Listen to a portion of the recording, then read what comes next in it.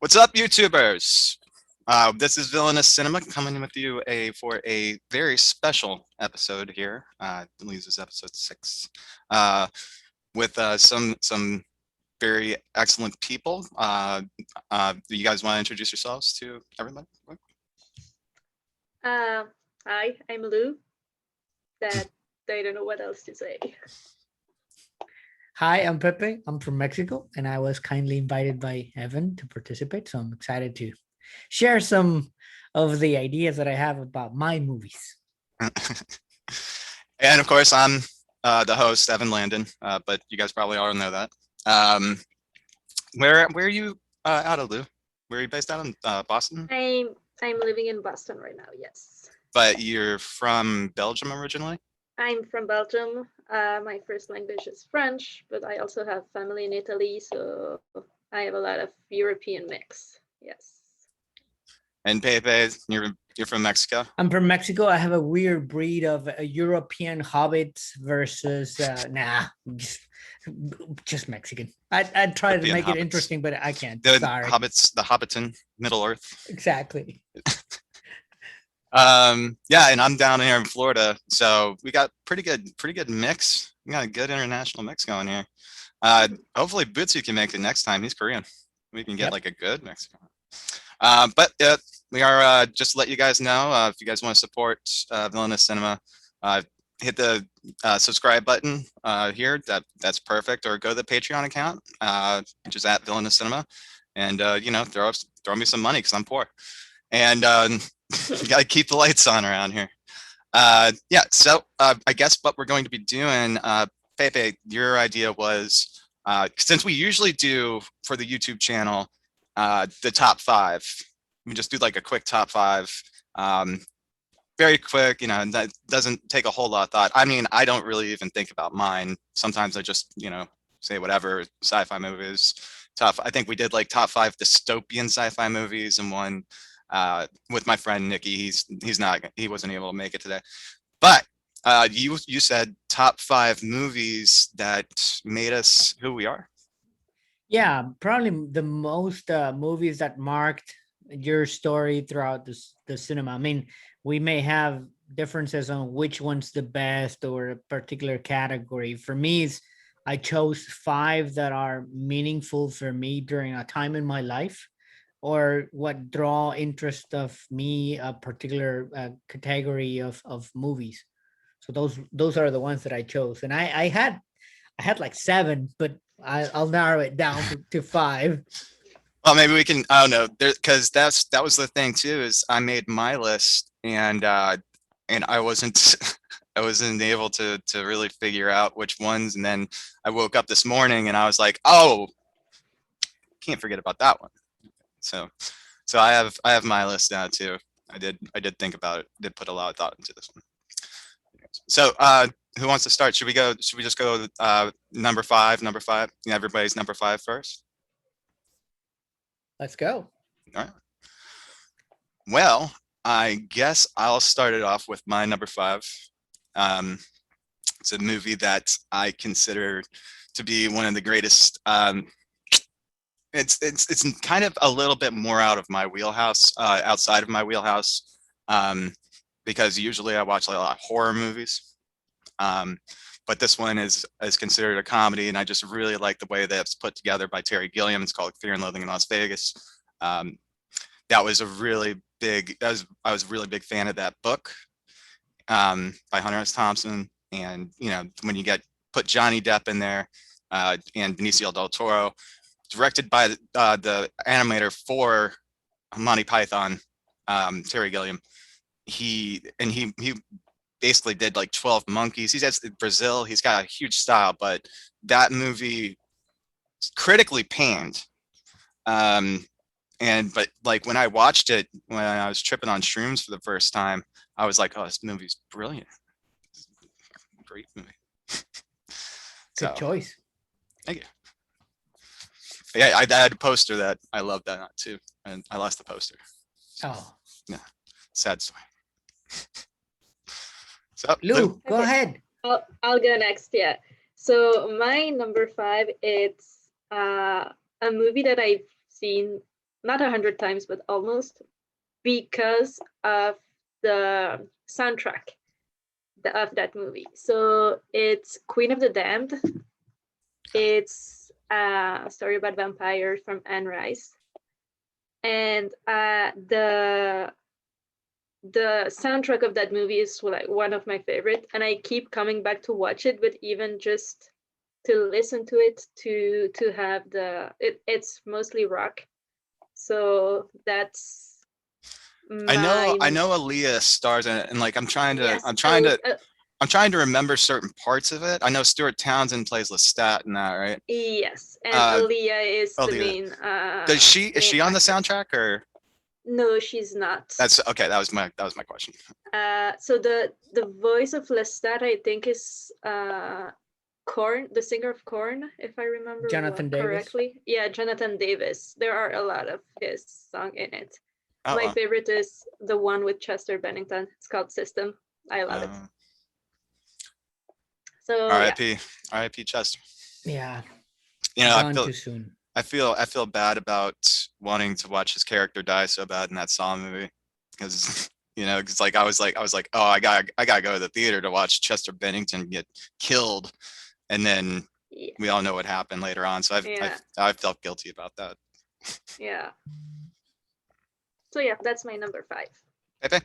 Good choice as well. Well, I'm a little bit out of left field, but mine is called Amores Perros. You might not remember it, but I'll bring a little bit of story in here. That's a movie from Alejandro González Iñárritu, better known by another movies recently that have won Oscar. That movie won Oscar for the best foreign movie in the 2000 Oscars. It's a very good story. It marked a start of Mexican movie making new that have been very successful with those directors that have been part of that circle with Alejandro González Iñárritu. Same thing as Lou. These had a particular soundtrack that mark the way that I grew up with these groups that are now part of a big movie. So it's a lot of rock, a lot of alternative, a lot of Mexican groups that were underground that were very famous because they were put in the soundtrack, and they started gaining more interest of it. So it's a very interesting movie. It's part of a trilogy called the Trilogy of Death that has 21 Grams, also by him, Babel, and this one, Amores Perros. It has different stories that are together but not in the same place, and it's very interesting. The story is very good. So that's in the 2000, one of the movies that marked me like a start of watching and coming back for an interest for Mexican movie making. Wow, awesome. Yeah, I know those. I know those two. I know Babel, and I know 21 Grams. Yeah. Same. Yeah. So if you're interested, check Amores Perros. I am. I don't think I've heard of it. So yeah, I'll check it out by that director. I know what I'm out to do today. I mean, I'm actually going to go see Mortal Kombat in like a couple hours. Yeah, it's supposed to be there. So that's my number 4 pick, is the 1995 version of Mortal Kombat. No, I'm just kidding. That was a nod. Life changing. No, this one is something, because like there was a lot of things behind it, but it definitely changed the way that I thought about filmmaking, and actually got me into cinema at a very young age. And it's a little movie by Quentin Tarantino, 1994, Pulp Fiction. That one was very influential on me. And what's really strange about that, though, is that my mom would take me to all the movies. She's actually going to the movies with us. And my buddy rented out the entire theater. So he's like, yeah, bring your mom, bring your girlfriend, blah, blah, blah. I'm like, she's not my girlfriend. Yeah, I think maybe she is. But yeah, but she would take me to movies as a child. I think the first one I saw was Honey, I Shrunk the Kids, and I was like 6 or 7, I think. And then I know because I cried when the aunt died. But she would take me to these movies, and she took me to see that. And she took me to see Pulp Fiction in the theater. And I was like, how old was I? 12? And so very impressionable. And I was like, this is genius. This is the best. And I kept saying, fuck, fuck, fuck, fuck. Like every single. I just thought it was great storytelling, and just the way, like, opened my eyes to like how great a movie can be, and doesn't have to be conventional storytelling to really make a good movie. So that's mine. Number 4. My number 4. So I had to put the MCU in it. I didn't know which one to put because that's a big part of the movies that's a big part of the genre of movie that I like. So I decided to go with my favorite characters, and that's Captain America. So I'm gonna pick the first one. Because just because I cannot choose one. Like there's 22 movies. There's 2 TV shows now, soon to be 3, and Moon Knight's also coming out too. Moon Knight was one of my favorite characters when I was a kid. And I don't know that one. Moon Knight? Oh, it's gonna be good. It's got Oscar Isaac in it. I think Ethan Hawke is playing the villain. Moon Knight was basically Marvel's answer to Batman. But the problem with that is that the guy has multiple personalities. He has multiple personalities. So that sounds interesting. Yeah. So yeah, the if I could put the whole MCU in the list, I would have put the whole MCU. But because it's only one movie, that's why I was like, let me choose the one. I was gonna go with Iron Man because it's the first one, but then Captain America is my favorite character, so I went with Captain. I believe one of the last episodes that we did a couple of weeks ago on this channel, we did we pitted, I think it was like his Stanley Kubrick movies against his top 5 Stanley Kubrick movies against my my top 5 Marvel movies, and my number 1 was Captain America: Winter Soldier. Because that that was the first, that's the one that last movie that I saw that was in the MCU when I walked out of the theater, and I was like, that was just a great movie. That was just fantastic. So well written. It's like intrigue, kind of like Bourne Identity, but you're throwing the Avengers in there. It's all again talking about S.H.I.E.L.D. Awesome. Yes, yeah. Plus, you know, Bucky. I recently rewatched all 22 of them right after finishing WandaVision. Oh. So yeah. I haven't even started that yet. I know I've been it's slipping. pretty good. And then I just finished this week the Falcon and the Winter Soldier too. Yeah. That's not movie anymore. Anyway. No. Pepe, go ahead. All right, so let's just keep a little bit with a superhero type of story, and I'm doing chronological order as I see now on my notes. 1999 movie made by now sisters, the Wachowski sisters, The Matrix. For me, that movie at that time also marked a little bit of what I've been watching on the movies before. Knights, fighting, honor, loyalty, and now adding technology, which it was a little bit of my thing now. Everyone wanted to have that Nokia phone that was flipping open. It was weird. The first Matrix was interesting because you didn't know what to expect. 2 and 3, we can have different opinions about it, but 1999, The Matrix, and then the upcoming Animatrix that I rewatched now that Netflix put out, the Love, Robots, and Death. It reminded me a lot of Animatrix. That time when I watched it, it was just amazing seeing everything coming in together, kung fu and fights, and then learning how to do martial arts, and then you can help another one, and then and they got an app for that. Exactly. Everything was in there. So in that case, it was way out of its time with that whole thing too. It's like, they got an app for that. It's like, just download it. Yeah, it was groundbreaking for me. So that was my number 4 pick, The Matrix, in 1999. Yeah, that was that actually did creep into my head to put that one in there, but I got pushed out. But yeah, that one was, again, I think it was like the last movie before Captain America that I can remember off the top of my head that I walked out of the theater saying that was a great movie. That was just amazing. And I didn't know, you don't know anything about the Matrix going in. I mean, I believe even when they were promoting it, they said they had a website because no, everyone was just getting on the web. It's not like we didn't have it on the phones yet. Like you said, the flip phone was just coming out. And I remember the name of the website was whatisthematrix.com.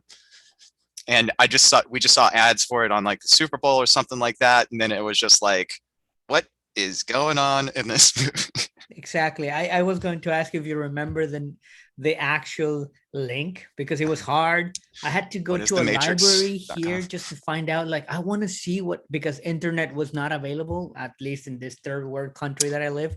It was not available. You had to go to a library. So I was like hiding. I don't know what was going to happen. And then you just see the Matrix coming down. It's like, what is this about? It was, and then, it was very well played. Once it starts getting going, you're like, oh, this is cool.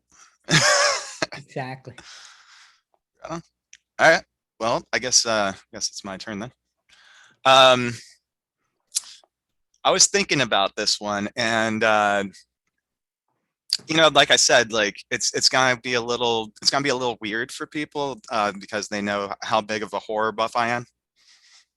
So there's not a whole lot of horror on this list, but my number 3 pick is a movie that I did see in the theater and I thought sucked. I thought it was the worst movie I ever saw. And then I went back and watched it again and I just laughed and laughed and laughed. And then I was like, this movie is fucking brilliant. And it's a little movie by the Coen brothers called The Big Lebowski. Awesome. That one, just the unconventional storytelling that they do. Again, like that's something that really, one of the things that I love the most, besides like cool effects in movies, and especially practical effects and stuff like that, is a really good script and how to pull it off with like the acting and stuff like that. And just when I watched it in the theater, I mean, I obviously wasn't. I was like, this is droll. It's stupid. It's just like, it's about guys bowling. There's not even a real story here. And then I think I watched it back again when I was at Full Sail back in like 2003 or something like that. I watched it again and I was just like, oh, this is brilliant. Like this is. So yeah. I disagree with you. It's a story about the carpet, the rug. Hey man, it really ties the room together. Wow. I mean, if you think about it, in the end, it's the rug that had everything. Sorry, but it's a very. The rug is the true hero of that story. One of my favorite movies as well, but it's not in my top 5. Yeah, no, I just remember that that shift again, because it's like, these are all movies that have influenced me over a great deal, and I could only limit it to 5, and I was like, okay, all right, and pushed out a lot of my horror movies. So Nightmare didn't make it, which I would have picked part 3, obviously, but I might surprise you. Oh, here we go. Well, Lou. So my next one, it's a French movie. It's a French comedy that is called Asterix et Obélix Mission Cléopâtre. It's, if you know it's a comic actually, comic strip called Asterix about old like antiquity and the Roman Empire actually.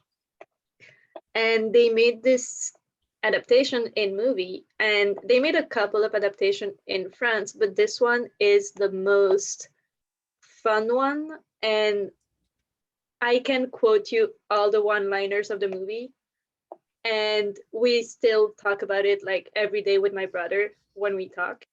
So it's had a big influence in French cinema and in French people, I guess, more than in other people, because I don't know if it was translated, if it was distributed or anything. But yeah, that's one of my favorite movie and one of my favorite French movie too, because I've seen more American and English movies than French ones. So I don't really have a lot of um, background in French cinema. That's what I was saying. Like my first language is French, though, so it's a bit paradoxical for that. But this one is, yeah, it's my top. You It's in gotta, my you my gotta top. send me the name of that movie again, because I was like Give me the really low. subtitles. Yes. But look Hey, for I don't mind. Asterix. I don't mind. It's just that I won't be able to remember that name because I don't know what any of those words Yeah, mean. and so that's one of the things when you watch movies or TV show also, like it's always better to watch the original language with subtitles. I know a lot of American people don't like doing that because if I can see it in English, why not see it in English? But yeah, I would advise for watching in French with the English subtitles, or like I watch TV shows, and one of my favorite ones lately is La Casa de Papel that I watch in Spanish with the English subtitles Yeah, I on. was gonna say that So too. Is that a lot of the horror movies that I watch on Shudder, which is amazing. I don't know how I lived without Shudder, but uh, most of the horror movies that come on are all in Spanish, and I'm just like, yeah. I mean, it's just I'm just listening to it. I'm like, because I could speak Spanish. I mean, I just suck at it. That's why I'm like, no. Don't I mean, worry. like if they're saying things, I'm like, oh yeah, I can definitely understand that, you know. So, but yeah, I'm not like I was telling Lou earlier too, because I was down in Costa Rica filming that movie for like 3 months right before the Uncle Rona hit, and and then they like that entire time I was down there, I was speaking Spanish fluently, and it's mostly when I was drunk, but but yeah, they I seem to understand it very well. I get back to the States, get stateside. I can't remember. I can't remember anything. So There was one time in Mexico that we had the cartoons Asterisk, and the problem is it was in Spanish, so not much people got either the humor or the Mhm. joke. So it was Yeah. hard at the time. I remember watching it, but didn't follow it through. So it's a good probably movie to find Mhm. now and appreciate. Yeah, yeah, yeah. yeah, I think I Yeah. remember it a little bit, but I couldn't tell you what it's about. So yeah. Well, So Pepe, Pepe. which All right, so my number three, we already talked about this director, but this was the door that opened hell for me. 1992. I was 14, I think, 14 or 15, and I watched Reservoir Dogs. So that was the one that opened the door to everything that came after it, and I'm a big Quentin Tarantino fan. Pulp Fiction also was one of my favorites. Actually, I was an exchange student in the US when I went to watch it. I went without permission because of everything that was Pulp Fiction. So I was a foreigner, and rules were very strict. So I told the guy, please, I'll pay you whatever you want me to. Take me to the movies, but we are going to say that I'm going to study to your house. So that's how I went to watch Pulp Fiction. But the one that opened the door for me was Reservoir Dogs. I watched it in a friend's house here in Mexico. It was VHS, I think. I think it was VHS, not beta. I'm giving away my age, but anyway, no, I was not beta. watching. Beta was the better version. No, Yeah, that's a but better format. older version. Well, it's a better format, Exactly. but it Uh, like beta players were expensive. So. they were the Betamax that my uncle had, so it was high def. Yep. But anyways, I watched Reservoir Dogs on a VHS, and it just said like, what's this violence, what's happening in here, the gore that it was behind it. It was just one hell of a movie for me at that time, and it opened a door for all of the rest of the movies that I've been watching. I'm a big Quentin Tarantino fan.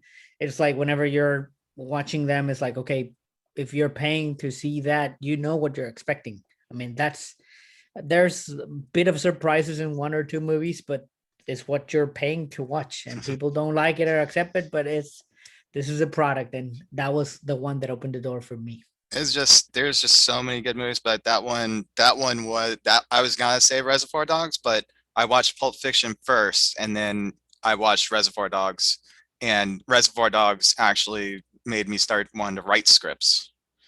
And I wrote so many different like variations of Reservoir Dogs when I was in high school, and yeah, so that yeah, definitely agree with you Nice. on that one. good one.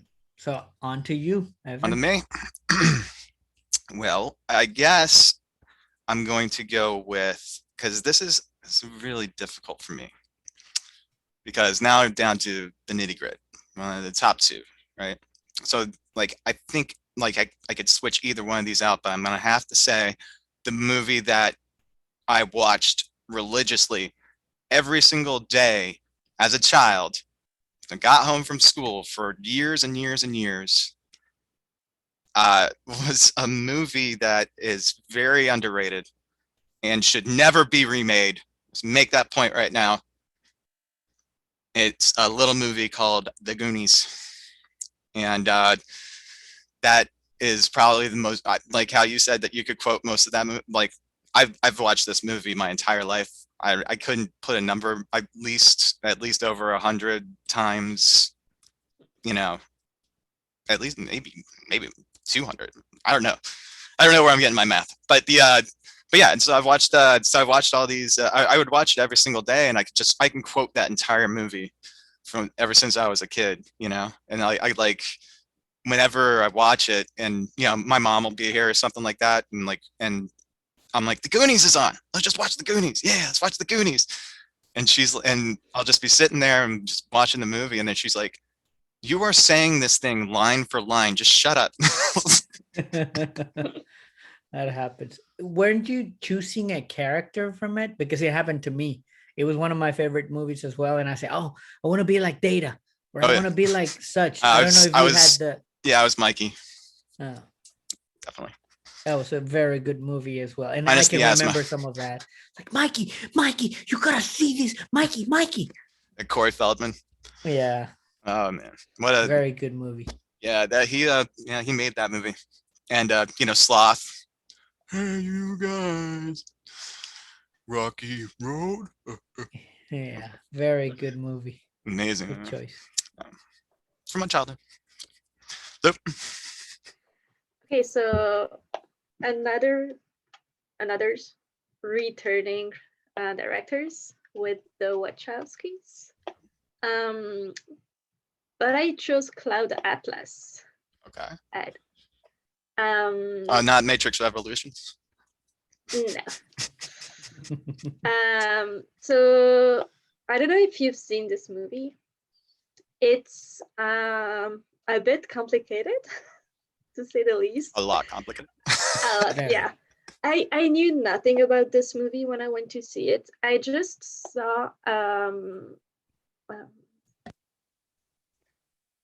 they were talking about it on the news. There was an interview of Halle Berry, and she was saying that she had to play 6 different characters for the movie, and that was like how it was challenging, and that's what made me want to go see the movie. Honestly, I don't remember seeing that much advertisement on the TV or anywhere else, but I went to see it, and once I was in there, I was like, what is happening? Like, who is who? What is what's happening? And what is up? What is down? Yes, exactly. Like, I enjoyed it so much that I went to see it again. Like, I called my brother. I said, you need to see this movie. You're going to love it. And I went to see it a second time with him. And I've seen it many times since. And there's always something that you're like, oh, this is connected to that, but you cannot know it if you haven't seen it. It's all connected. It's all connected. It's like the MCU. And exactly. And actually, I realized it's from a book. And the way the book is written, it's 6 different stories, but you have the first part of this first story, and then it cuts in the middle of a sentence, and you have this first part of the second story, the first part of the third story, the first part of the fourth, first part of the fifth, then you have the 6th story, then the 5th, 4th, 3rd, 2nd, and first story, second part. So the book in itself is already kind of... I want to read this book. It's mixed like the movie is, and that's why the movie is so intermixed with all the stories. And the stories in the book are the same stories as in the movie, and it's chronological. So it starts with the people who are on the boat, and then it's chronological. So you start at the earliest, then you go to Sunmi, and then you go back chronologically, but on the other side. Oh wow. If you see what I mean. Yeah. And so I really, really love that movie, and the how complicated it is, and the fact that every time you watch it again, you see new details. That's something that I really like in movies. That's also why, coming back to the MCU, that's why I like rewatching them, because once you know everything that's happening, you can find because I have never read the comic, the MCU, the Marvel comics, so I don't know all the characters and all the names. And while rewatching the last time in Winter Soldier, for example, they mention Stephen Strange. Like, if you don't know that he's Doctor Strange, you're never gonna pick up on the mention of that name. And that's what I like, the way it's all connected, and going back and watching everything again, you notice new things every time. And Cloud Atlas is exactly that. That's a movie that I would like to watch again. Now that It's you're very, mentioning, it's like It's a very should be divisive around it. movie. I tell you, there's Yeah. a lot of people that don't like that movie at all, but Yeah. I liked it. I mean, It was so, a very good cast if you think now. It was Tom Hanks, Yeah. it was Halle Berry, it was Hugo Weaving. It was yeah, a good cast. Yeah. Hugo Weaving also, speaking of Captain America, also the Mhm. Red Skull. Yes. It's all connected. All right, Pepe. All right. So this might surprise you because people that know me, they don't know that this is one of my favorite movies or the one that marked me.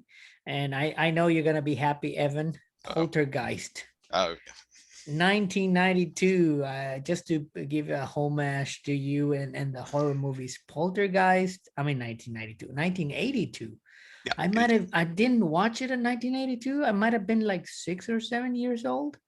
And the I was thing one. that So I yeah, think- I went. yeah, so that the original one, my gosh, it just back in the day when there was TV and after hours there was nothing on TV. Now it's never happening. Children nowadays, they don't know what happened, but back then, that scene of the little kid in front of the TV, clown? yeah, no, just the just the TV on the static on Poltergeist. That was for me. What she If you, says, like they're here, right? yeah. So to me, if I could listen to a TV back then, or still if I see that, it just gives me a chills because it reminds you that as well. If you're in a river and you're swimming, and I remember the pool with the mud and the buddies, to me, I don't think it was appropriate to watch it, but there was a little bit of mystery of saying, hey, I like horror movies. I like to be scared. So from that movie on, it started the love that I got for horror movies. So Poltergeist, it Steven was for me. Spielberg too, also. Yeah, Steven Spielberg as well. I didn't know back then that it was Steven Spielberg. I just found a Betamax. This was a Betamax that I found and watch it on my own because my parents were not home and I saw it somewhere and I put it on. I got hooked. I got scared. I couldn't sleep. And from then on, I got into horror movies. So that's one of my favorites that I got hooked into. Yeah. Also, if you ever look at like what happened, if there's a YouTube video on what happened behind the scenes and the curse, how Yeah. a lot of the people that worked on it died, and it's because I think part of the plot was that the house was built on ancient Indian burial ground, right? Correct. So when that scene with the bodies that come out of the pool, they said that they actually used real corpses. Yeah. So there's a lot, and that little girl, she died, and then the I forget one of the other actresses. I think like her boyfriend like murdered her. There's just a lot that goes into it. So yeah, if you look back at like the curse of Poltergeist, that's something really interesting to look at. Yeah. I find that just as fascinating as the movie itself too. So. Indeed it is. Hmm. So on to you, Mr. Horror. All right, here we go. My number one. This is what I have: the greatest movie of all time. Princess Diaries 2, Royal Engagement. Just What? the Rob. I'm trying not to laugh. Just you got Anne Hathaway just killing it. This is totally picks up where the first one left off. Say like that. Oh, Say when a sequel's better than an original. Oh no, it is a remake, unfortunately. But it's not like a complete remake. It'd be like it's like a cover song, but not like like a cover song. Like it's not like how Van Sant tried to remake Psycho, and all he did was just do the same shot for shot. It wasn't like that. It's kind of like how Limp Bizkit redid George Michael's Faith, and like put his own spin on it. This is like that, but the cinematic version of it. And it's I didn't see it in the theater because I think it came out around the same time I was born. And it's by one of the greatest horror directors of all time. Who he calls, I think he's at Horror Master on Twitter. He's made a ton of great movies, like Big Trouble in Little China, Escape from New York, Halloween, Ghosts of Mars. I don't know why I threw that one in there, but he also made that one. Awesome in its own way. But this one is done by John Carpenter. It also stars his mainstay Kurt Russell and Keith David, who he'd later work with in They Live, and it's called The Thing. And it's just, I think that's a perfect movie. It's got everything. It's got action, suspense, real great acting, great effects, probably the best practical effects I've ever seen. And you're just wondering if who's the next one, where is it, what is the thing, and it leaves off on just this very like just Keith David and Kurt Russell just staring at each other like one of us is the thing, and then it's like, doesn't matter, we're both gonna die. Like we're in the middle of Antarctica, we're definitely gonna die out here. So yeah, it's got everything that you want in there, and except for a romance, unless you count that scene where the dogs meld together. That's kind of romantic. if you think so. In a way. I just thought about that. All right, so that's my number one. Good choice. The most influential on me. So. Okay, so for me, the first one would be by Luc Besson, and it's The Fifth Element. I love that movie. Again, I've seen it many times too. I can quote it both in French and in English to you because I've seen it in both languages. Nice. Well, it was his. I believe he wrote that when he was 15. Yeah. What a talent! What have I done with my life? Yeah, exactly. Just got really depressed. And everything from like the cast, the costumes by Jean-Paul Gaultier are also like one of the best. Yeah, I love that movie. You can't beat that weird orange leotard that you wear. Yes. And there's no way anyone can rock it like she did. Oh hell no. Yeah. Hell no. And then also Gary Oldman. I'm kind of sad that I didn't put a movie with Gary Oldman in there because he's definitely my favorite actor. And you know what? I didn't realize it was Gary Oldman until after watching the Harry Potter series and getting to know him in that. And then I saw the name in the credits. I was like, really? That's him? Mm-hmm. Like the way he's such a versatile actor. Yes. Like you actually believe that he is this redneck in the future space corporation master head guy. And you're just like, what is this character? Like all those characters are like that, but the Gary Oldman, oh yeah, telling. Yeah, and I think when the movie. Yeah, I think I was working at the movie theater, one of my first jobs when that came out, and I was in a really big Bruce Willis phase at that point. So yeah. I would actually bleach blonde my hair to be like, it's a little embarrassing. But Action time. Yeah. Well, Lou is rocking the Gary Oldman haircut, so some people Yeah. can do it. Oh, that's That's true. that's a cool look. Just need that plastic Yeah. shield on the side. Yeah, have to find that. You could probably Good just make. choice. You could probably just make one. All right. Well, So Pepe. All right, that's an easy pick for me. For people that know me, they will say, "Well, that's sure," but well, 1977. I did not watch it on 1977.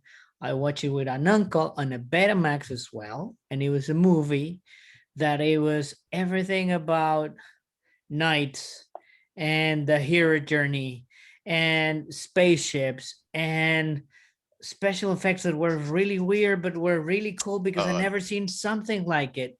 And I just got caught. I caught the bug.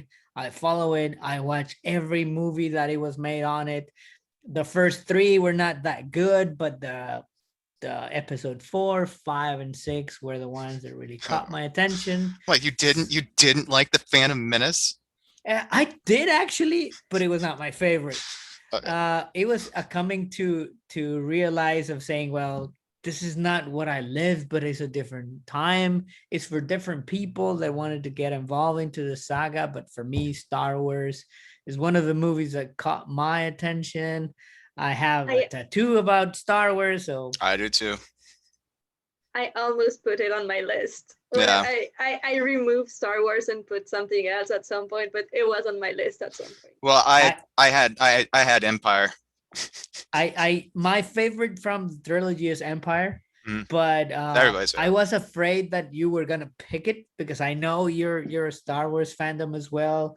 Your love for You can't really everything see Mandalorian. all the Boba Fett stuff around here, but I have a Mandalorian tattoo on my side right here.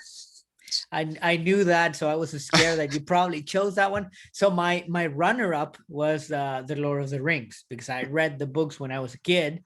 So the Lord of the Rings, the Fellowship, for me was the runner up because I say, well, if Evan picks Star Wars, I have to play it around and just put the Lord of the Rings. But Lord of the Rings to me was putting what I had imagined as a kid because I read it when I was 10 years old. That was one of the books that they put us to read. And then I reread them when I was in high school. I cheated because they say, okay, there's the exchange student from Mexico. What would you read? Oh, I don't know. A novel that is very interesting, but I already knew it. So I read The Lord of the Rings in English. That was the first time that I read The Fellowship. So to me, the role of the Lord of the Rings was the runner-up because it was coming to realize and watch what I had imagined, what it was only in my mind, the characters, or how would they look, and it was just a Well, very I mean, if we want to, we can do another 5 because that was really difficult. And even like talking about it, I'm like, but we could save that for another episode. I'm Maybe up for later it. on. Yeah, me too. We can well, do it on categories as well if you want. yeah, we could do that, or we could, do another 5, or whatever. You guys see basically this is just basically what I do with Nikki on here too. So this is just knockout top 5s and just random topics and stuff like that. But yeah, shoot, yeah, there's a lot of them. Yeah, and this is fun because as I was telling Lou, there are movies that we might not have seen that you guys are recommending. Now I have 3 at least off the top of my mind that I need to look and rewatch or watch again or just find out and see it in the original language. Well, yeah, that's Yeah, there was actually a couple of those when I was like, oh, but then I forgot about this one. I forgot about this one, and it kind of like had to shift my list around. And I'm like, oh, I'm leaving out so many good ones here. Yeah, But yeah, I haven't seen most of the classics that people say you have to see that movie a lot. And some of yours in your list, I know they're like both Tarantino. I know they're classics, and I know I need to watch them, but I haven't seen them yet. So yeah, I need they're going on to. my list. I need to watch. I need to watch you guys' too because I think 2 of both of yours I didn't see. That was the Asterix one, and I think whatever your 5th one was. I think. Amores Perros. Yeah, yours. From González Iñárritu. There you go. Yeah, so I need to watch those. But yeah, I mean, like I don't have any problem watching foreign films because yeah, like I said, I watch a lot more.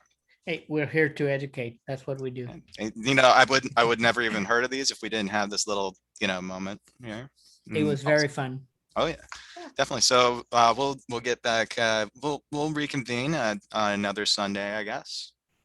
Whenever we'll text you, and figure it out and set up a time. So if we can do it, probably around this time, maybe next week or week after or something like that, so that we're all free. I'm always free on Sunday, so I always do these. I also do a podcast right after this too. So, well, do you guys want to plug anything? You have any shout outs or anything? Or I don't have anything to plug, but go ahead, Pepe. I just do a podcast every Tuesday on MMA. So if you want to catch it, we twitched it, or follow me on my Twitter at DSP4WN, and you can find out what I'm up to in this crazy life. right. And again, if you guys ever want to get a hold of me, I mean, I am at Villainous Cinema on all of your social media accounts. But if you want to hit me up on Twitter, I am at Evan Landon. It's very generic. I'm an easy person to find, unfortunately.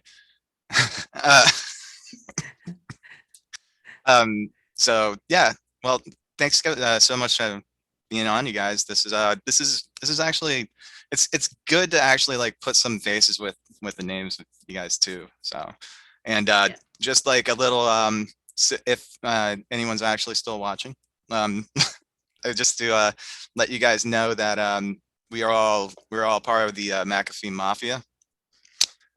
So we're all big fans of Pat McAfee. So shout out to you, Pat. Without you, none of this would be possible. True. The glue that puts us together. Glue that binds us all together. Exactly. So Want to rule them all. Oh man. I need to go watch Lord of the Rings again. Oh, the animated one, of course. That was a funny one. I remember the song Frodo of the Nine Fingers. Yeah. Either that or The Hobbit. The Hobbit's the much better animated film, but Lord of the Rings one is. Well, it's they flip-flopped. The animated Hobbit was better than the Lord of the Rings one, and the Lord of the Rings movie was much better than the Hobbit. So there you are. I just flip-flopped. But yeah. All right. Well, I guess that's the show. Thank you guys. Gracias. Thank you. Cool. Well, we're done recording. And we're cleared. Now we All can right, behave like a normal people. You can crouch down and you unbuckle my pants. Jeez. Hey, this was fun. I liked it. Yeah, man. Yeah, It was. It was. It was fun. Now I need to find the Asterix movie, but I can remember because there was different movies that I remember from them. But you said Wait. this one particular, right? I'm gonna write it in the chat. All right, appreciate it. Yeah, because there was one time that the local Mexican TV put them in the afternoons, the cartoons, and it didn't caught much. Yeah, so this one is not a cartoon. This is like live action. Oh, I And thought it was a cartoon. it